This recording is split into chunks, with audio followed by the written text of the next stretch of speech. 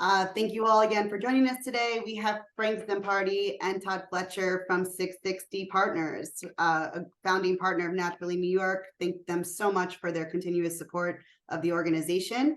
And we also have Matt Gallira. Did I say that correctly? Gallira, who's the president of Big Mozz, and new to the Naturally New York community, potentially also coming on in a bigger way, hopefully in the future. Without further ado, I'm going to let them take it away on how to grow your team. So without further ado, Todd. Thank you, Adrian. Hey, good morning, everybody. Naturally New York family. I hope all of you guys are doing well. Happy Thursday. And, thank you to you, Adrian, specifically for giving us the time to have a chance to get in front of your members and talk a little bit about an area of the business that we find to be, one, obviously very important, but two, even from a seasonality perspective, something that has been coming up time and time again here over the last, as we enter into sort of the back half of Q4, is the idea of hiring, expanding your team, building out your staff, adding more horsepower as we look at the plans for 2024 and ultimately beyond. So what we're going to end up doing here, little agenda for today, is we'll dive into a little bit of quick intros. My partner Frank will talk to you guys a little bit about 660, the background for us. We'll look at the hiring dilemma as a whole, sort of big picture in a macro sense, and speaking with many founders like yourselves and speaking with outside folks inside the industry, walking the hallowed halls of your Expo West, that internal versus outsourced comparison, kind of simplified that. I mean, there's a lot of moving pieces to it. The outside perspective, we'll introduce our friend Matt. He's wearing your shoes, so get a sense of what is actually happening inside of his world specifically that relates very, very closely to many of your worlds. And then we'll give you a sense of our belief, how we kind of think about the internal hire versus the outsourced model.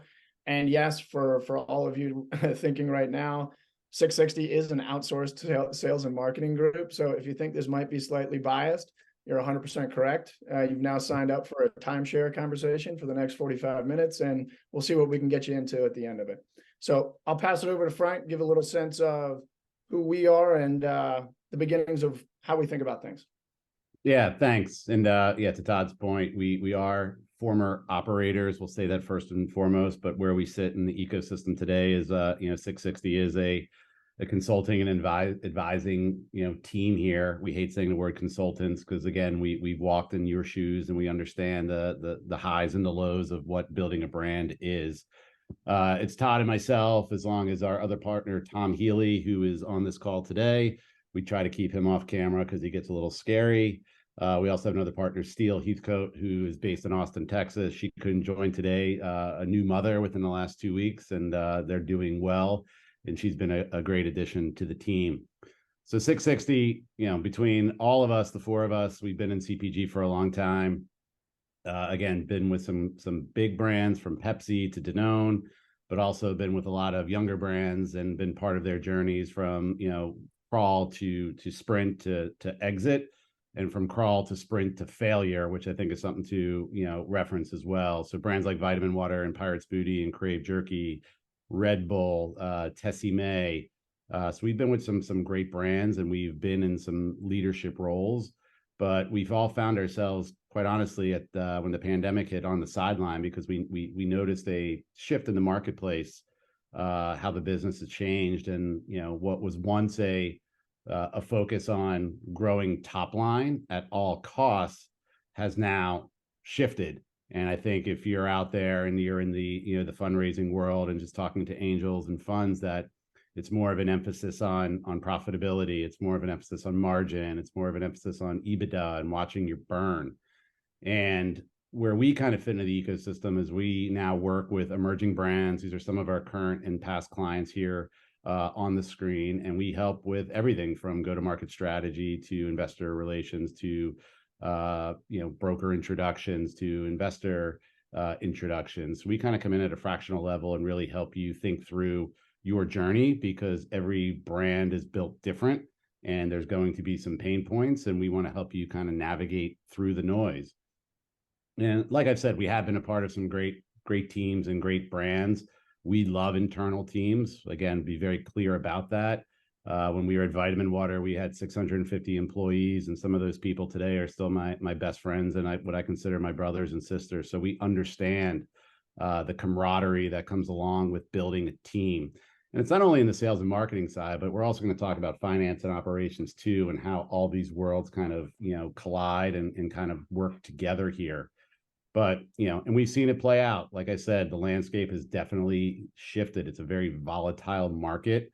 What we're finding is that a lot of young brands that are raising money, what's the best way to allocate that money? And what we fear is that a lot of young brands will hire too top heavy too soon. And I think those are great positions and great people. We've had those roles, quite honestly, but there's a certain time and place in your brand's journey to really bring in that horsepower and that firepower. Where we would like to see you guys think through is like, now that I have some money, what's the best way to kind of allocate it to make sure that we're driving programs that drive awareness and trial and purchase, and a real focus on execution and velocity, because we've seen it play out.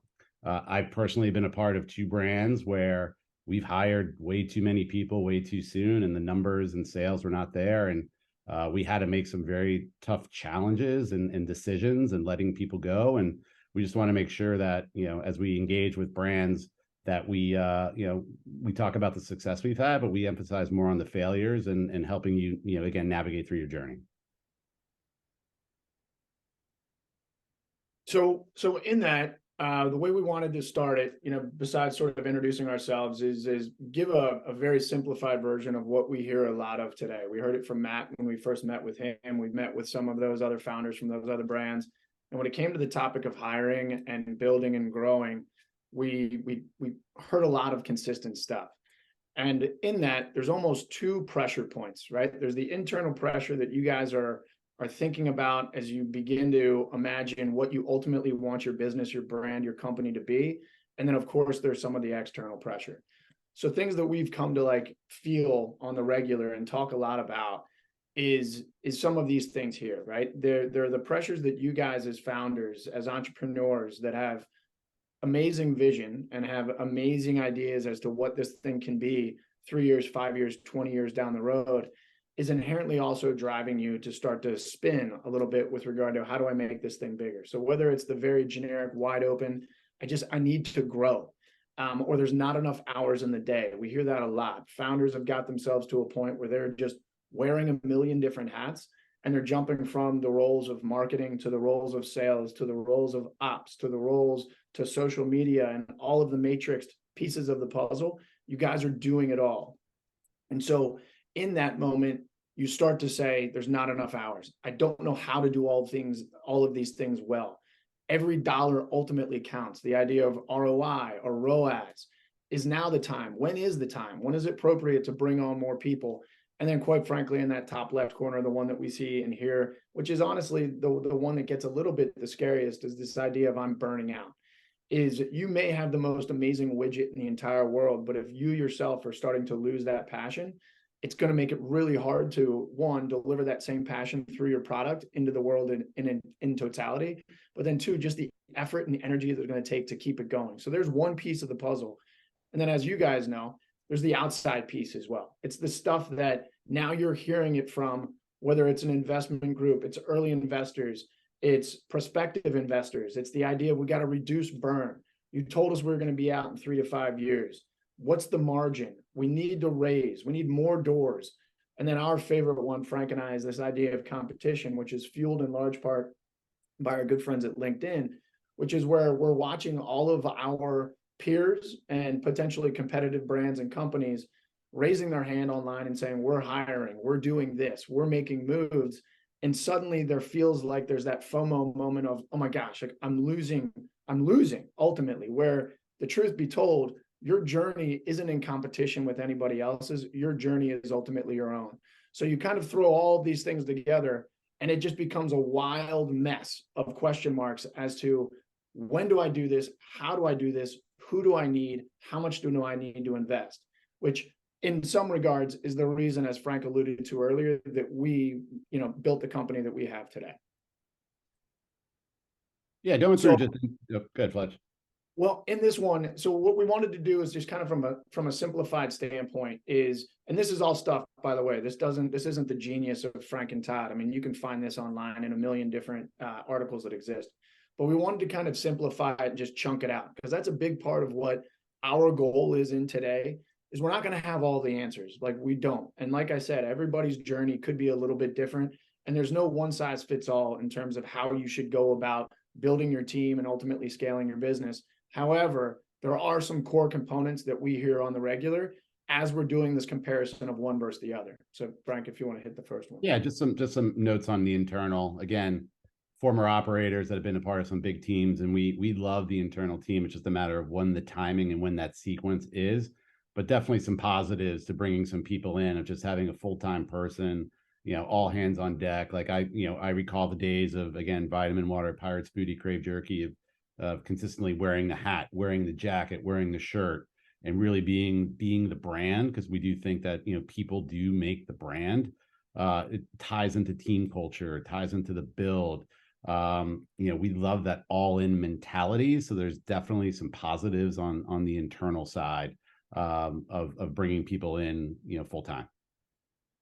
And then on the outsourced side, which is where we sit today, we look at it from the perspective of, and there's always that mentality, like, as Frank said, when we were on the brand side, you'd hear the word, and we even feel a little bit dirty saying it, is like, oh, that consultant role, right? You imagine those guys from the office space that come in and try to, like, bull in a china shop and break things that may not be broken. And they're trying to, put upon people their ideas of what is the best way to do it without necessarily appreciating the culture inside. So all of that, being mindful of all of that, there is obviously some good, right? The good in terms of when you think about that outsourced help, it is a fresh and unbiased perspective. You're not getting caught up on the inner workings and the inner office politics of what one person wants or the career building goals of someone else. It is quite literally all we're doing is looking at the map or looking at the mousetrap that you've built and identifying places based on our experience as to where that mousetrap could be made differently, or where we can save some dollars, or how we could ultimately tweak things a bit. So the industry experience, when you think about dollars and cents, as far as how to spend it today, there's a lot that needs to be done, and a lot of it isn't necessarily done by just more headcount. There's the old adage of like, work smarter, not harder. That's where that industry experience is going to come into play, whether it's in the form of, as at the bottom, like networks and contacts, the fact that we've seen the pitfalls, we know where the skeletons are, and being mindful and hopefully helping to avoid people get to those moments in enough time to make the strategic decisions that allow you not to, unfortunately, fall prey to those moments that are ultimately avoidable. And then ultimately the last one on the right, because I know a lot of this just comes down to dollars and cents. In truth, it's a simplified spend and job accountability. When you put out a JD, when you put out and you hire someone for pick your favorite full-time role, there is, in truth, you're certainly going to have a list of, this is what we expect from you, manager of whatever type, but there's going to be a lot of gray that exists in there. And within that gray, one can begin to question the efficiencies of what is happening. Inside of a scope of work with an outsourced component, it's all pretty clear, right? I mean, it is a defined scope of work. These are the expectations. This is the accountability. This is the ROI. And along with it, here's a hard cost that we're going to pay you on a monthly basis in order to achieve those things.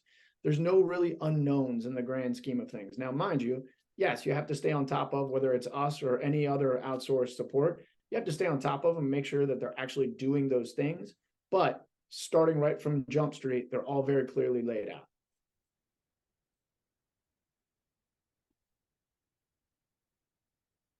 So one thing that we wanted to do is to ensure that we don't come at you guys as always, like we're experts.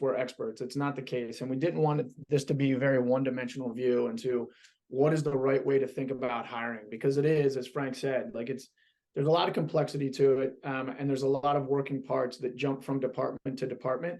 And there's a lot of extenuating expenses that come along with it. So prior to this meeting, we went out into the world and we met with folks that have been in the industry like us for a good period of time, and we wanted to get their perspective. So this isn't all about 660, but people that have no dog in the fight as far as today's call is concerned, and give us their thinking around how does this thing ultimately work. And we wanted to approach it from a couple different ways in.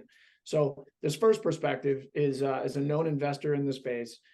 He's been a part of some fantastic brands. He certainly is at all of those industry events that we all know and near and dear to our heart. I guarantee this gentleman has probably sat in front of your booth and tasted whatever it is that you're handing out on that given Thursday, Friday, or Saturday in Anaheim. So his quote to us was, sales, finance, and ops is how they would sequence it. So there's actually thinking behind not just we need to add horsepower, but what is the horsepower we need to add and what appropriate order. His perspective was he likes it fewer and higher paid is better than lots of hires who aren't stretched. So we've often seen, other founders and entrepreneurs, certainly in the early days, it's like, all right, we need to have more hands. We need to have more people rowing the boat. In this case, his statement was now fewer people, but maybe to use that analogy, stronger people rowing the boat, not so much in terms of numbers. It's a quality versus a quantity conversation. And then lastly is all support should be focused on distribution and driving velocities at retail. So kind of the big takeaways that we got from this one were, one is the sequence. What is the order in which we should start hiring people? Second is the amount. How much of it do we need? The skill sets that we need to put into play, and ultimately the accountability that we're going to look back to and say, all right, was this hire internal or external? Was it appropriate? Did it make sense? Are they doing the job? And being smart about steps forward after uncovering all of that. Yeah, so we try to hit different verticals within the space, and the next person we chatted with has an outsourced CFO bookkeeping company. You guys again know him very well. He's a member of Naturally New York as well. But he, with the finance hat on, and as a sales guy, I love that he said sales is the first hire, which I think is just great. Open book to spend money. But I think that his perspective is definitely should be considered, that sales is the first hire, but it should be outsourced from 0 to 5 million. And what I can do is I can parallel this to my time at Peckish, which was an egg company based in Sonoma. Is that at pre-launch, they brought me in as the senior VP of sales and kind of paid me a lot of money. But ultimately, I wanted to hire people underneath me to do the heavy lifting, and it backfired because again, the model had shifted in the CPG space. So to be very thoughtful on how we're spending our money and what roles need to be hired first. So sequence is definitely going to be a play. I think the timing of it, bookkeeping and getting your books in order are super important, especially if we're looking into a fundraise and how can we outsource that and use dollars efficiently there. And then I do think the interesting part, which he brought up, was the marketing side, is that when you do hire too heavy too soon, there will be additional expenses that come with it, because you are going to, the marketing, VP of brand or senior VP of sales, it's like they're going to want additional dollars to drive back into programming. So you're going to have to be ready to support that from a financial side of things. And I think whether, another note to mention here is that whether you're outsourcing, finance, ops, sales, marketing, whatever it might be, definitely consider what's best for your brand and make sure that that is aligned with what, he or she outsourced person will bring to the table. Because if it's a focus on growing the Northeast, but their strengths are on the West Coast, we're going to be misaligned there. So let's just make sure that we're vetting everybody properly, and then we're very cautious of these related expenses. And then finally is another operations well-known firm in the space. Chatted with him.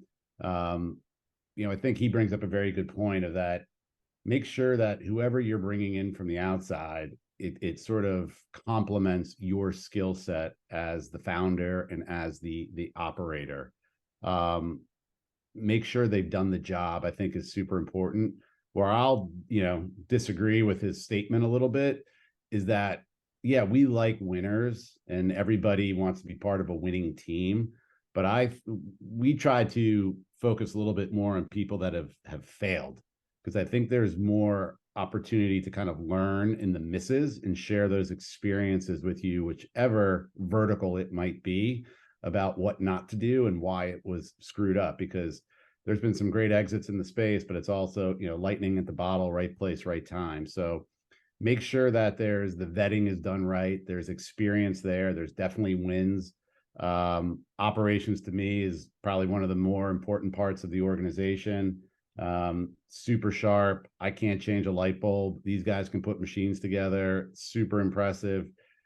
Keep that in mind. And yeah, I think having some objectivity with every vertical you decide to choose, make sure that your partners are telling you what you need to hear, not what you want to hear. Good. So in that, guys, we've certainly given our perspective. We've now got, 3 different kind of ways in, but obviously the most impactful, we wanted to ensure that we brought this to the table, was to give you some real world, real time examples through one of our brands, one of our buddies, Matt Gallira, who was introduced early on, the founder CEO of Big Mozz. Pretty amazing journey. I won't steal his thunder, but he's navigated his brand and his company through some pretty incredible hiring experiences, and made it to what it is today. So, Matthew. Cool. Thanks. Thank you, guys. Yeah, that was super interesting. And I think one of the call outs for me, and what I want to circle back to, is that's that number of 0 to 5 million in sales before growing your org. It feels huge to me, and should, I think, be something that can give you a lot of confidence in thinking about, just as an entrepreneur, what you can do with a really small team, and what you should be capable of before you go and burn a lot of cash and grow your team. You really can grow your business to a pretty serious level before you need to go and start adding, big time sales directors and marketing leads and so on. So yeah, I thought that was pretty cool for me. So yeah, guys, thank you for giving me a chance to meet everybody here and talk about Big Mozz and kind of our experience with hiring internal versus consultants. Quick background on me and Big Mozz and what we do. I started the company in 2015. So we've been at it for some time, and we've gone through a couple of pivots during that time. We were originally a catering company. We were we provided food service for music festivals and outdoor events. So effectively, we were a catering company from 2015 until the start of the pandemic. I grew the team to about 150 employees.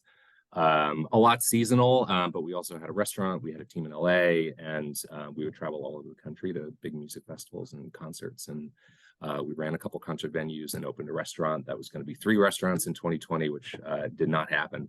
And in 2020, we pivoted away from being a catering company because we were just in the exact wrong business. So we contracted from 150 employees to 2. Including myself. And so that prompted some soul searching about what we wanted to do as a company. I sought a lot of advice, first very informally, just talking to other people in the industry. Hey, like, what the heck should I do here to salvage some of our great assets? We had a great brand and a great supply chain and a great manufacturer who's producing our product for us. And by the way, we make a premium mozzarella stick for food service and retail, is what Big Mozz does now.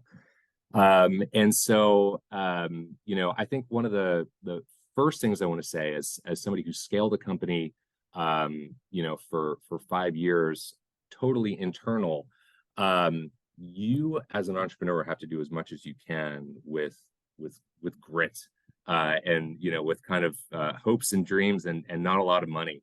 And that is an okay way to launch a brand. The best thing you can do is at a really early stage is to be conservative with your cash and really liberal with your time and effort. And so that should some of your competitive spirit should come out when you're launching the company and growing, up to that first 5 million in sales.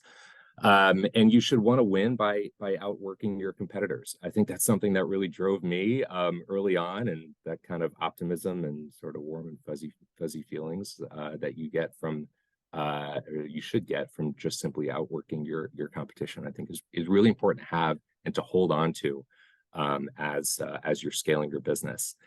So I think that's just one of the things I wanted to get across here, is that, we're framing this talk as, are you hiring consultants or are you building a team internal? But the kind of first path as an entrepreneur is, can I do this myself?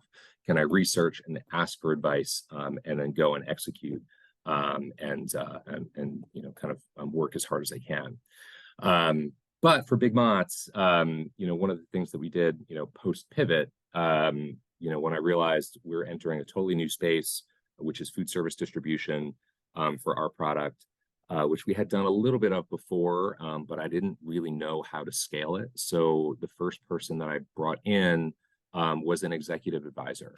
This is a consultant, you know, a la Six60, whose scope was really kind of constructing the entire business model around our product.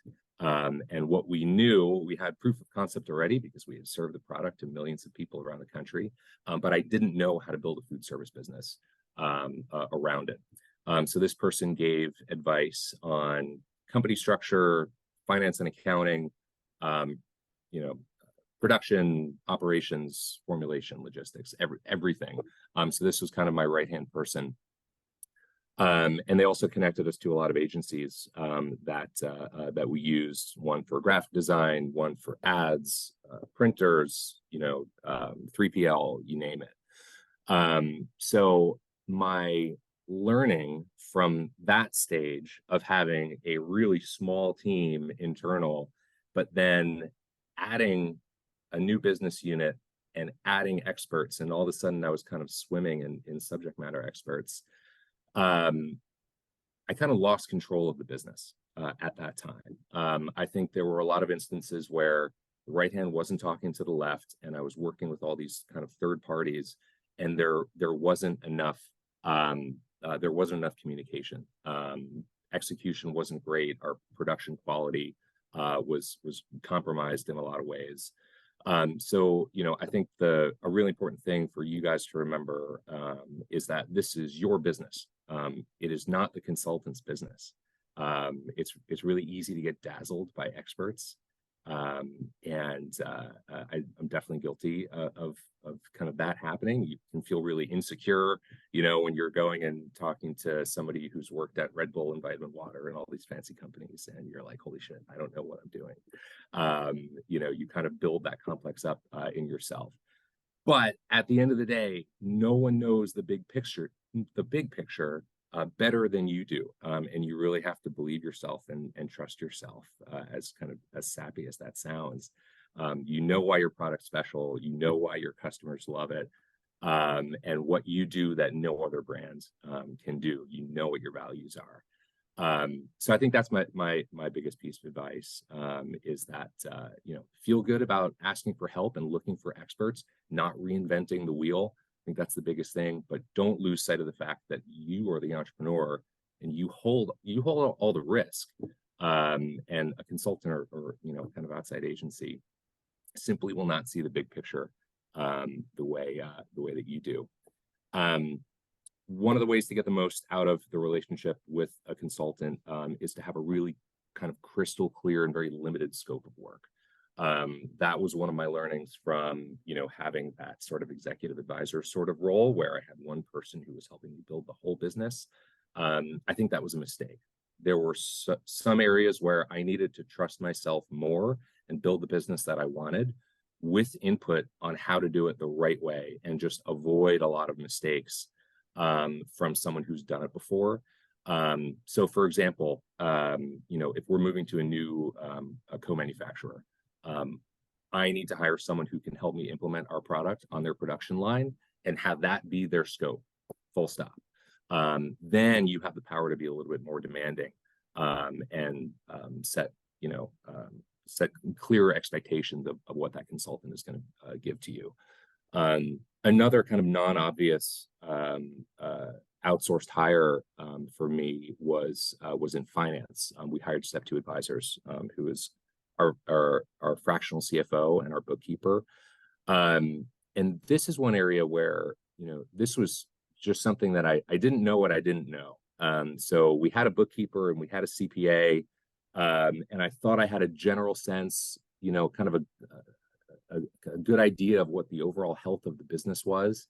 But having a CFO who, you know, I'm getting for say 10 hours a month, So it's pretty inexpensive compared to a full-time hire, who can give me, full reports on the financial health of the business, benchmarked against industry norms. We're, spending 15% more on trade spends than comparable frozen appetizer brands. And here are some things that we can do about it. So, having that kind of specialist role in, a 10-hour or 20-hour a month sort of capacity is a really good way to go and can save you a lot of money versus hiring internal. It's also really difficult to kind of spin up a role like that. So, it's good to hire people with lots of experience, and those people are expensive.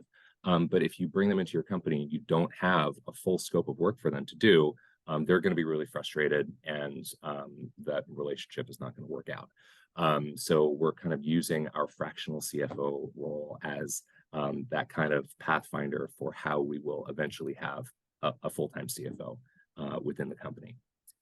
And then I'm taking too long, but last thing I wanted to say is that try to own the relationship with your consultants or outside advisors as much as you can. So that means being the most prepared for calls and meetings as you can be. It's not something I'm always personally great at because, I feel like I'm being pulled in a million directions, and I've got a 3 o'clock call with the 660 guys, and I'm going straight from, something else and into that call. And that's not the way to do it. Have a really clear agenda that you are making, and you're driving that call, so you're getting as much of their expertise and knowledge and connections and network that you can out of the short amount of time that you have with your consultants. So I think I'll kick it back over to you guys, but I hope that was not too rambly, Yeah, maybe a little bit helpful. No, that was pretty terrible, but appreciate you joining. Matt, question for you. Yeah. Talk to me through your experience and not about us, but how do you worked with consultants that kind of are 30,000 feet versus ones that are focused on execution? Yeah. So, I think my problem is, or my first mistake, right? So I talked about hiring kind of that executive advisor role, who was, really like should have been a full-time like COO or something. But I gave too much slack to that person to just decide what the company should look like. And those decisions really should be originating from me. What I think has been a better approach, and this is kind of working with you guys, is you are kind of my first interface with understanding what the goals of the business are, what we intend to do, how we want to go to market, and what products we're taking to market, and so on. And then you turn around and give me advice on, hey, I know a great demo agency in Central Texas for Central Market, and like kind of those specific connections, if that makes sense. No, I think it's great. And I think it's something to emphasize is that as other brands are out there and evaluating talent, it's like, you want people that have rolled up the sleeves and will get, they're going to be in the battle with you on a daily basis versus those that kind of parachute in, parachute out. You should really consider people that, focus on that execution side of the business and that want to see the brand, are not afraid of that kind of hand-to-hand combat. Another question, Matt, as it relates to, kind of being on the investor circuit here, just some general feedback on what kind of the investors are looking for, or, some of the buzzwords out there now. Yeah. So I am surprised. This is our first time fundraising, and I'm doing every call Frank is on, and because I need it, and it's an area I don't know a ton about. And what I am pleasantly surprised about is investors are looking for healthy business, a healthy business that can scale, and isn't just a flashy brand. I think it's something Big Mozz hasn't been great at. We're not, we don't have 1 million followers on TikTok. We just make really good mozzarella sticks and have kind of a simple, boring business. And that in a lot of ways is, maybe for investors that are looking at, kind of a turbulent, kind of venture environment overall, that seems to be appealing to them. I don't know, Frank, if that's been your impression. Yeah, 1,000,000%. I think it just goes back to how you're managing your cash and what, margin, of course, and ultimately it does come back to, team, and, how are we allocating the dollars and how are we scaling to profitability? So I think that's been very impactful and very positive from, the calls that we've been on. Yeah, and I think another thing that has prompted a lot of discussion for us is they're looking for, right, so we're Big Mozz, we're super laser focused on doing one thing, doing it well. We want to make the best mozzarella sticks ever, and investors are like, okay, cool, so after next year, then what are you going to do? Yeah. And so we they are asking a lot of questions around innovation and kind of what our product development pipeline is like, and what we can do with the brand once there's a lot of awareness and trial has been done over the next year. Where do we go? Yeah, for sure. All right, enough of you. Thank you, Matt. Much appreciated. More questions for Matt at the end. Yeah, exactly. No doubt you get more. We've now offered you guys kind of different ways into the path, and we obviously want to provide something of our own. So this right here is kind of a standard part of our pitch deck that we put in front of prospective clients and what have you. And the idea is very simply that in that vertical pie chart that you've got in front of you, as Frank said early on in the very beginning of the presentation, it's always going to be our belief, certainly at this startup emerging growth brand phase, that the most dollars need to be put towards execution, right? This is where the money needs to be spent in trial, same store sales, consumer collection, all of that stuff. So we come in with experience and connections and know-how, but we got to keep the money available to actually do the things, like not just pontificate at 40,000 feet. So in looking at this piece, we felt good about it. We still feel good. We still sits inside of our belief, but we wanted, for the purposes of this, is kind of take it one step further without putting an exact pin or dollar amount into all of it. So we built something a little bit more, let's call it complex, wherein let's start to apply a real timeline, but not in terms of like it's going to happen in year 1 and month 6 and year 3, but start to think about the major milestones that, as we have been working with brands and working in the industry ourselves, have found happen in very big, broad sense, and then really unpack what are the things that you truly need in that specific moment in time, and then who are those people or who are those groups that can help you achieve those things. So the center black line is obviously going to be your major benchmark moment, where you have everything from product launch to a scaled offering, strategic growth. We're starting to move out into the marketplace, a mainstream build. We've jumped from, for a lot of brands on here, we've jumped from natural into conventional. Maybe we're moving out into markets that aren't in our backyard. And then ultimately the end is like, we're accelerating all channels. We're in club, we're in mass, and we're really going hard and fast. So across the top is where we begin to think about what are those things that you need, right? And what are really the core bones of the business in that specific moment. And looking at the title is like, build for what you need today. Don't spend too much time thinking about, oh, well, if I do this today, I'll be ready for all of the growth that we're forecasting for in the back half of 2024. I'm here to tell you, with where you guys are right now, don't do that. Focus on what you need today. And if anything, stay behind the forecast, stay behind what is going to come, and ultimately work on what has happened yesterday or what is happening today in order to ensure that from a cash flow perspective, you remain conservative and on the right side of spend.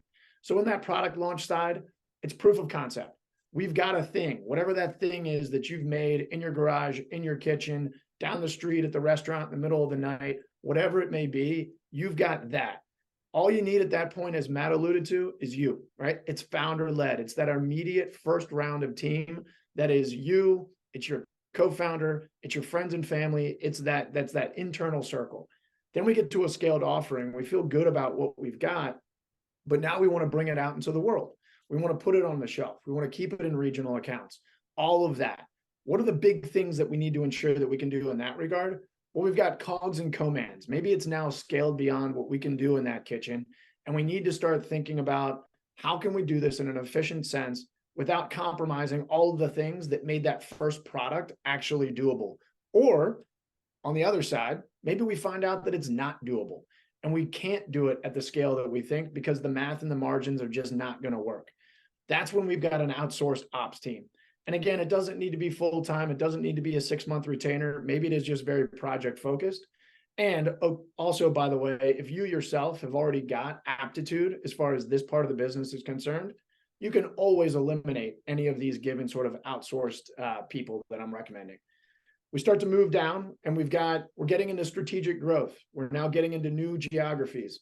Maybe we're going to look at retailers that are, like I said, outside of our backyard that don't know us. They don't know our local story, but we now need to be able to figure out how to get it from our location, our 3PL into ultimately those stores down the street. A lot of margins and distribution conversation starts to come into play. And that's where we would recommend you've got your outsourced sales and your finance group, making sure that the math works. For those that we had one of these webinars, I guess, called 6 months ago. And one of the first things that we always preach is make the math work today. If it doesn't work today, you can talk yourself into this idea that at scale, we're going to be able to find margin. We're going to be able to find efficiencies. Yes, there's some truth in that, but not enough to actually still be able to maintain a viable business. Then at that strategic growth place, we're starting to really push out into the world. The back of house is cleaned up. We're feeling good about the foundational elements that make us a real business. And now we can start to really get the flywheel cranking. We've got intros and pitching. The sales team is still on board. You can see on that green line, the ops group to be determined, but probably we're going to need them. We got to make more product. There's going to be supply chain considerations.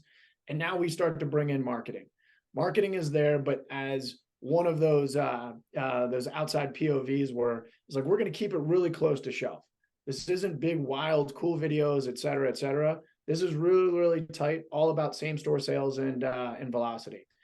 And then across we go, and we now move from strategic growth into more of a mainstream build.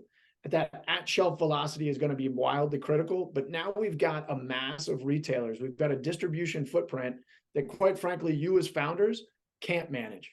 And we need to start to bring in some full-time executors, some full-time folks that have actually walked the walk. They understand the industry. They can get the strategic mindset of what you're trying to do, but they can, as Frank said, roll up the sleeves and get their hands dirty and go to work.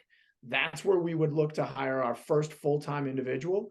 And that would be a full-time executor, more often than not on the sales front. The game continues to the right. We get into that mainstream build. There may be a few more ads on that sales side as that sales distribution continues to grow and you find yourself in all corners of the United States.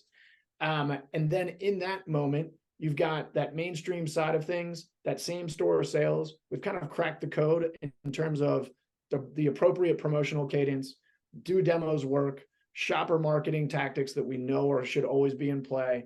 And we start to get into that world of really fun storytelling, brand building, and that's where the culture comes in. And that's where we would recommend that you start to hire more of your full-time team. Now, mind you, the biggest thing to call out in this, and this is, again, we say this to all of our prospective clients. Our goal is not to be with you forever, not by any means. So you see where that green line ends. There is very, very real, as there should be, circumstances in which we, as outsourced leadership, help, support, advisors, et cetera, when you guys are ready for full-time leadership, our relationship ends, as it should. We shake hands, we move on. The business has moved beyond what we need to provide, and you now need all of those things that we talked about from a full-time headcount perspective. You need people solely locked in on your brand and your business across the entire matrix of what's going on. And of course, back to the black line as we move on, the world gets bigger, there's more retail outlets, there's more complexity, more and more of those verticals of business, from ops to finance, to legal, to HR, to marketing, to sales. More and more of that starts to come in-house as you as a company continue to grow. A few things on here, we didn't say this early on, is like, our mentality, we consider ourselves, we're in the world of retail. So you see at the bottom there, we know that, you know, especially probably for a lot of you, D2C, Amazon is a big part of your business. We don't take it into account here. We know it exists. The timeline might be slightly different. You may be more sort of native D2C, where that digital team may come on earlier. We're looking at this through a retail lens. And then the other is, this is more about the moments for department leads. There's always going to be, as Matt said even earlier, is you may need packaging design, you know, before you need somebody. You may need social media support in order to just kind of get things going and excite some early retailers. So all of this in the end is not meant to be the ultimate playbook, but for us, back to the beginning, it is in these early years, without putting an amount of time or an amount of money on exactly where you need to be to make these choices. It's our perspective that you should be outsourcing more than bringing internal until you've stood up a business that you know from back of house to forward-looking opportunity has a chance to truly scale and truly make it. And I think, I don't know, Frank, got anything to add to that? No, I think we want to leave some time for Q&A here, but no, we appreciate everybody showing up, and I just think that the landscape has changed. Of trying to keep things lean, watch your dollars, partner with people that believe in you and your vision, and you know, really with a focus on execution.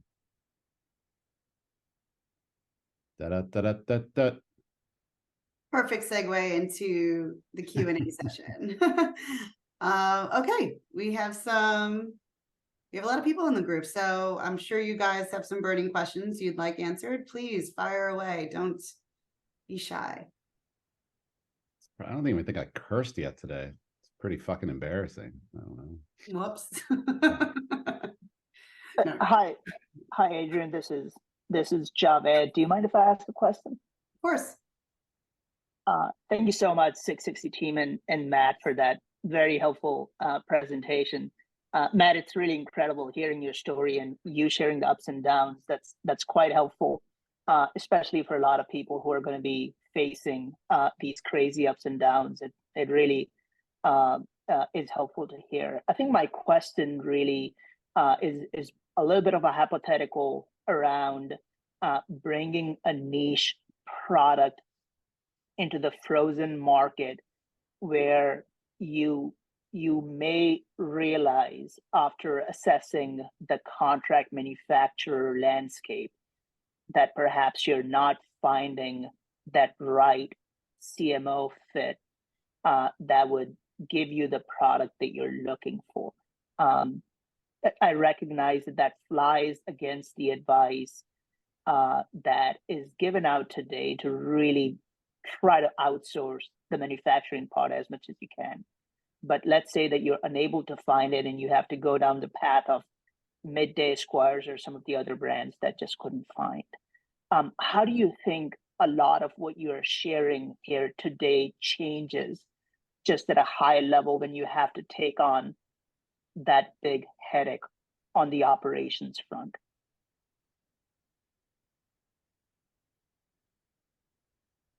Well, I'll take a crack at it. I think, I mean, I'm going to come at you not as a manufacturing expert.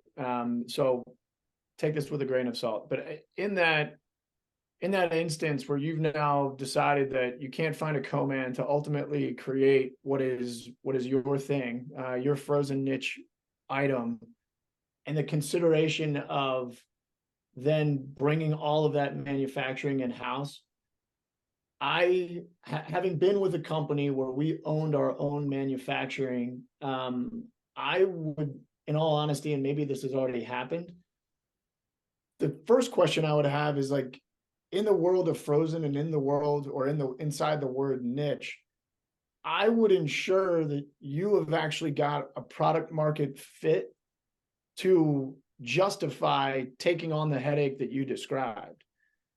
And in that, I know it's a little bit of, you know, which comes first, the chicken or the egg, like creating the right product in order to ensure that you've got the consumer base that wants it. But I would be very, very hesitant to try to take on manufacturing before you know if your niche product is ready to actually scale and justify that effort.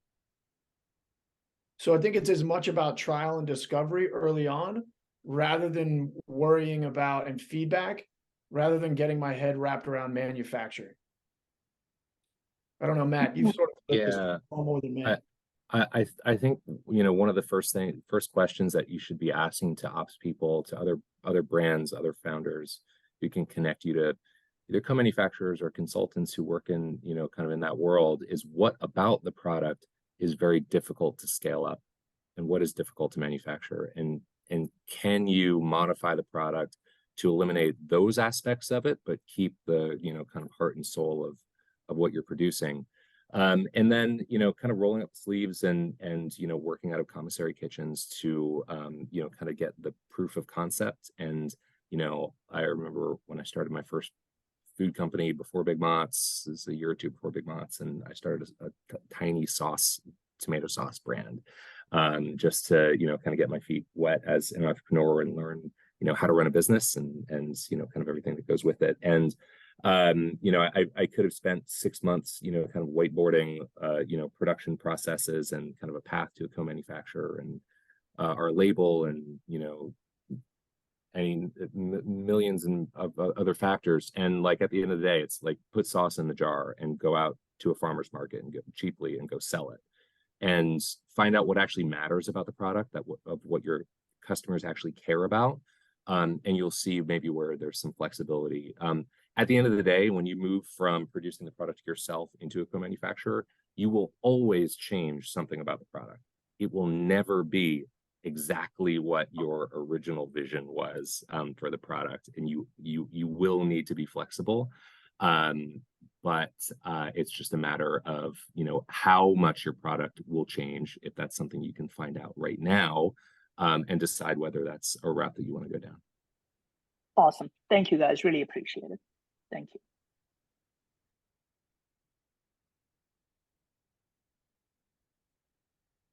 Anyone else? Still have 5 minutes left. I'll jump in, actually. We answered all the questions. Oh, we have a question from Devin. Go ahead, Devin. First, thanks, guys. I'm going to underline a couple points that Matt made that were great. I think getting the most out of consultants is what most founders are going to be concerned about, is the cost, getting value out of it. And Matt said, coming into every meeting with a game plan, when I see clients with an agenda for me or requiring me or their other consultants to have an agenda, those are the clients that get the most out of us. Another thing is creating clear deadlines, and also just understanding the limitations of outside consultants. My question, I guess, is I'd like you guys to talk about about the scoping process.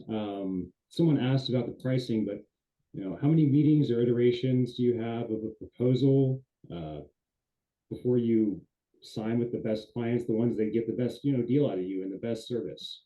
And like, what's that discovery look like? Yeah, I'll jump in on that. I think that, you know, it's usually a good 2 to 3 calls of where the, you know, engagement kind of kicks in, of understanding the brand. For us, it's really understanding, you know, the vision, the founder, what the needs are, or what we think he or she, you know, may think their needs are. And then quite honestly, developing a scope with, you know, a timeline, deliverables, of course. I think the beauty of the way we scope things out is that we create a standard scope for everybody, but yet it zigs and zags as sort of the, you know, the business moves on, because something that may have not been scoped out may pop in, and we may need to address it quickly. We consider ourselves an extension of the team. There's some engagements where you'll get all 4 of us, some engagements where you might just get 1 of us, depending again on what the needs are. Our engagements are very founder friendly. 4 months is kind of the minimum that we engage with. We always want to be very operator friendly too. If it's working, great. If it's not working, you know, we're okay with that too, because we know that the dollars that you may have in your pocket should be used in a very efficient manner.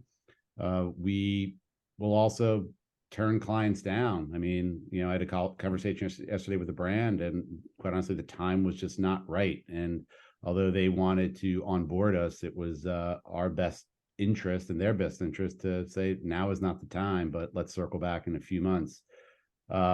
We have multiple calls throughout the week. We go on site if needed. We really pride ourselves on the execution side of rolling up the sleeves and getting into the business with the brands, because anybody can pontificate at 30,000 feet, but where the rubber meets the road is in trade and really getting into the weeds. Yeah, Devin, I'll add to that. I would say, you know, we also know what we're good at. I'm not going to reiterate everything Frank said. And if there's things that brands are looking for, companies are looking for, that's a little bit outside of our wheelhouse, we have no hesitation in pointing them towards folks that we trust, that we know are good at that. You know, we're not big into the whole bait and switch. We're going to tell you how great we are, and then ultimately you're going to find out that maybe we're not as great as what we said. So yeah, and then the other a little bit more detail on what the Frank added is whether they've taken the advice long term, I'm not entirely certain, but we've also just recommended folks like retail doesn't make sense for you right now. You know, like the math isn't right. Like the back of house isn't clean to the point where it feels like you need to go there because you want to see the dollars, you want to see the growth, but truth be told, you're not quite ready for it. And we've lost engagements that way, but in the big picture for the brand, it was the right decision. That's that outside perspective that, you know, you can give a founder the advice that maybe someone too close to their circle wouldn't give them, even before you engage. I mean, Totally. in those intro calls, you know, as you're showing that you understand the environment that they're in, you can start giving them that straightforward advice right away. So. Yeah, Definitely. Yeah, something I also get out of maybe the kind of generalist sort of consultant role that you guys take with me is maybe the founder therapy piece, which, you know, I certainly don't get from our marketing agency. But you know, every once in a while, like, you know, it'll be 4 in the afternoon, we're on a call, and like Frank will go, Matt, how are you? And like, that's very meaningful. Like, it feels very lonely, you know, being an entrepreneur, and you feel an outrageous amount of pressure from every angle. And like, it's nice to just have, you know, somebody who's in your corner, you know, whether they're paid to be there or not. But you know, that is an important part of the job for you guys. Maybe advice for 660 fellas, keep doing that. Thanks. Therapist. Yeah. there you go. Time therapist. Okay, so I had a question about brokers and sales. And so for me, up till now, we have a small brand, and I've been selling in so far, and it's been going pretty good just in terms of getting distribution, and then now going into retail next year. But I've been, you know, looking for brokers or kind of talking to folks. I haven't really found anyone that I felt that could actually provide value. So do you have any suggestions on engaging with brokers? You know, my background is in sales, so like when I start to have these conversations with folks, particularly in this industry, I feel that there's a lot lacking. Like no one really has a plan. There's no account planning, you know. So do you have any suggestions in terms of engaging with brokers and finding good brokers or sales folks? Yeah, definitely. I think an old adage of ours is that, you know, the brokers is only as good as you manage them. So as you're, you know, evaluating, interviewing, onboarding, setting clear expectations of what the goals are going to be. I also think of where your strategic focus is and what markets, you know, said broker network is good with. There's also opportunities for, you know, outsourced sales agencies that do a wonderful job too, but it all kind of fits into what your needs are, what your budget is. And I think, you know, in this business too, there's always an evolution of that, you know, the people and the partners that get you from, you know, 0 to 500, 500 to 2 million, whatever the numbers are going to be, may not be the same partners that can get you from 10 million to 20 million. But I think having clear expectations and objectives when you're sitting down with said partners as you're interviewing and onboarding, I think is super important. So those are definitely things to consider, and understanding what the geographical reach is and what channels of trade that they're best in. I would say, it's the same as looking for a co-manufacturer. Is you need to make the business or the product exciting for them to want to compete for your business.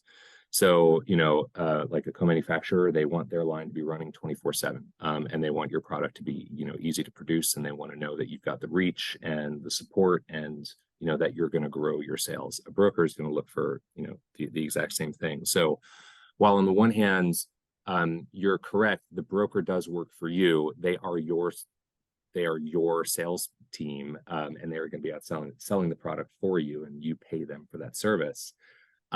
You also need to make sure that yourself as an entrepreneur and your business and your product are really compelling to them, so that they can get the gears turning and say, all right, this is a product that I can go out and my sales team can go make some money on selling. So it's kind of a two-way street there. Is yes, you should have really high expectations of and be really demanding of your brokers, but also you need to make sure that you're upholding your end, which is having a great product that's supported with great marketing and demo and all the above. Okay, and I think that concludes today's session, unless anybody has one more question they would like answered. Okay, well, following this call, we are going to be sharing a survey, so please fill that out so we know how you felt about today's session.